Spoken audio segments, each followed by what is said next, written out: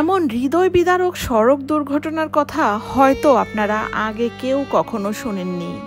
একই পরিবারের 7 জন একসাথে নাই হয়ে যায়। প্রবাসীকে আনতে গিয়ে একই পরিবারের 7 জন নিহত হয়। ঘটনাটি ঘটেছে লক্ষ্মীপুরে। এত মর্মান্তিক ঘটনা যা শুনলে আপনাদের চোখের জল আটকে রাখতে পারবেন না। ওমান থেকে আসা বাহারউদ্দিনকে এগিয়ে আনার জন্য পরিবারের সবাই গিয়েছিল এয়ারপোর্টে। এয়ারপোর্ট থেকে ফিরে আসার সময় মাইক্রোবাসটি সড়ক দুর্ঘটনায় কবলিত হয়। সাথে সাথেই ওই জায়গাতেই 7 জন নিহত হয়, বাচ্চা সহ মহিলা 7 জন, পুরুষ 4 জন সদস্য বের হয়ে যায়, কোনো রকমে প্রাণে বেঁচে যায়। কিন্তু নারী ও শিশুরা তো বের হতে পারেনি। 7 বছর পরে বাহারউদ্দিন ওমান থেকে বাংলাদেশের মাটিতে পা দিয়েছিল। কত স্বপ্ন, কত আশা নিয়ে প্রবাস থেকে ফিরেছিলেন তিনি কি জানতেন তিনি আসার দিনই তার স্ত্রী, বাচ্চা, মা সবাই নিহত হবে? তাকে এগিয়ে আনার জন্য সবাই গিয়েছিল এয়ারপোর্টে। তার মা মোর্শেদা বেগম 7টি বছর ধরে নামাজের মোনাজাতে বারবার আল্লাহর কাছে প্রার্থনা করতেন, হে আল্লাহ, আমার ছেলেকে বাংলাদেশের মাটিতে আনিয়ে দাও। তার স্ত্রী কবিতা বেগম কত স্বপ্ন নিয়ে এয়ারপোর্টে গিয়েছিলেন স্বামীকে এগিয়ে আনতে। তার কত স্বপ্ন ছিল স্বামীর সাথে সময় কাটাবেন। বাহারউদ্দিনের ছোট্ট মেয়ে মিম, সে তো জানতোই না বাবা কেমন। সে ফোনে বাবাকে দেখেছে, বাস্তবে তো সে তার বাবাকে দেখেইনি। এবার চোখে অনেক স্বপ্ন নিয়ে বাবাকে দেখতে এয়ারপোর্টে গিয়েছিল।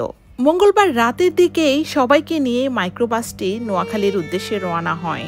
সবার মনে কত আশা, কত স্বপ্ন, কত আকাঙ্ক্ষা। 7টি বছর পরে বাহারউদ্দিনকে সবাই কাছে পেয়েছিল। কেউ কি জানতো এমন মর্মান্তিক একটি ঘটনা ঘটে যাবে? চন্দ্রগঞ্জের জগদীশপুরেই মাইক্রোবাসটি নিয়ন্ত্রণ হারিয়ে পড়ে যায় খালের পানিতে ডুবে এই 7 জন নারী সহ শিশু সহ 7 জন নিহত হয়ে যায়। 4 জন পুরুষ সদস্য ড্রাইভার সহ কোনো রকমে প্রাণে বেঁচে যায়। এখানে গাফিলতি ছিল ড্রাইভারের, অবশ্যই ড্রাইভারের চোখে নাকি ঘুম ছিল, তিনি নাকি ঘুমিয়ে গাড়ি চালাচ্ছিল। এক মুহূর্তের মধ্যেই বাহারউদ্দিনের সম্পূর্ণ পরিবারে নেমে এলো কিয়ামতের ঝড়।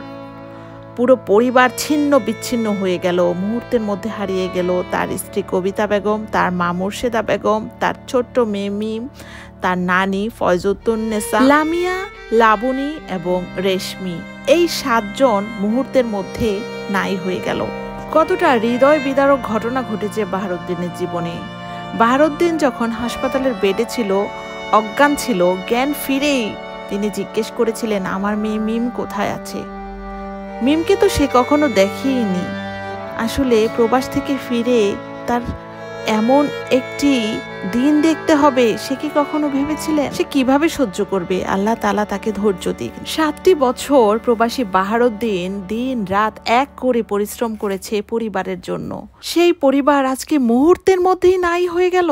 কিভাবে সহ্য করবে বাহারউদ্দিন? মহান আল্লাহ তাআলা ওনার শোক সইবার ক্ষমতা দিন। আমিন।